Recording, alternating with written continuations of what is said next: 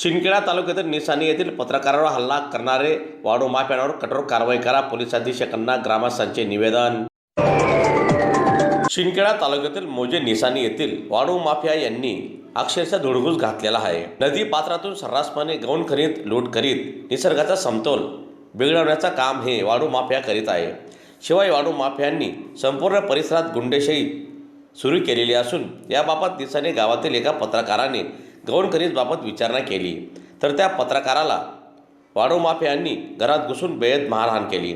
शिवाय त्यांच्या घरातील संसारोपयोगी साहित्याची देखील तोडफोड या गावगुंडांनी केलेली असून यांच्या विरोधात कठोरात कठोर कारवाई करण्यात यावी अशी मागणी येथील ग्रामस्थांनी केलेली असून त्या संदर्भात आज रोजी शिंदखेडा तालुक्यातील मोजे निसाणी येथील ग्रामस्थांच्या वतीने धुळे जिल्हा पोलीस अधीक्षकांना निवेदन देण्यात आले। दरम्यान यावेळी निवेदन देण्यासाठी निसाणी ग्रामस्थ मोठ्या संख्येने उपस्थित होते। मी वंचित बहुजन आघाडीचा जिल्हा उपाध्यक्ष धुळे।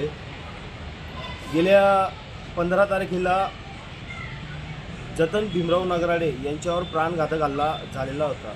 ते राहणार निसाणे गावाचे आहेत, परंतु 4 ते 5 दिवसापासून आरोपी सर्रासपणे गावामध्ये फिरत होते आणि जे आपले त्यांचे कुटुंब आहेत कुटुंबाच्या घरी जाऊन त्यांना दहशत माजवण्याचं काम हे आरोपी करत होते।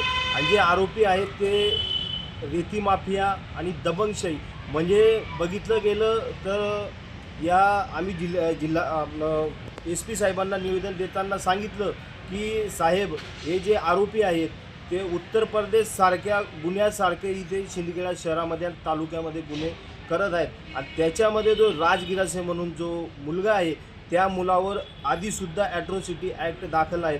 आणि या निवेदन देण्याचं कारण एकच आहे की 307 सारखा जो नवीन वाढीव कलम जो लावलेला आहे 109 आणि जे आपले जे गंभीर दुखापत झाले भीमराव नगराडे यांना डोक्यामध्ये जे आपलं मेंदू आहे मेंदूमध्ये रक्तस्राव थांबत आहे आणि त्यांना मोठ्या प्रकारे नुकसान झालेलं आहे। त्याच उद्देशाने SP साहेबांना आम्ही भेटण्यासाठी आलेलो होतो, परंतु आमची सकारात्मक भूमिका SP साहेबांची झालेली आहे की आरोपींना 4 आरोपी अटक करण्यात आलेली आणि जे वाढीव नाव आहे ते साहेबांनी सांगितल्याप्रमाणे वाढीव नाव जे आहे महेश धनगर हे देखील तिथे मुख्य आरोपी म्हणून आहेत। त्यांनी देखील त्यांच्यावर वार केलेला आहे जतन भीमराव नगराडे आणि अन्यथा हे जे काही जेवढेही आरोपी आहेत त्यांना शासनामार्फत कडक कारवाई करण्यात यावी, अन्यथा वंचित बहुजन आघाडी व समस्त आंबेडकरी जनता ही धुळे जिल्ह्यामध्ये रस्त्यावर उतरल्याशिवाय राहणार नाही।